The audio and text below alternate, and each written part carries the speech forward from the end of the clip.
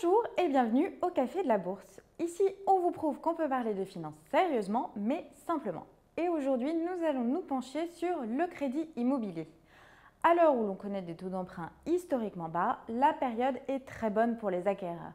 Café de la Bourse vous donne les clés pour décrocher le prêt immobilier le plus avantageux.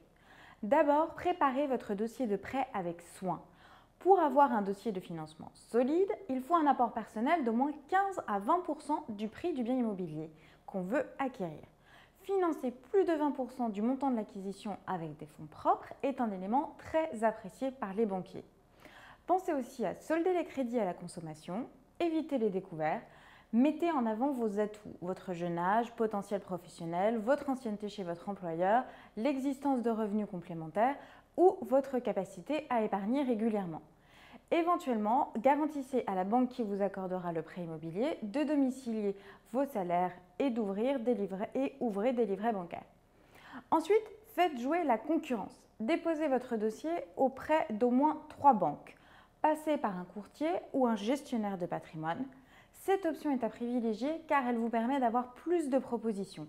En effet, le courtier ou CGP présentera votre dossier auprès de plusieurs banques partenaires. Lors de la négociation, présentez les offres des concurrents que vous avez sollicités.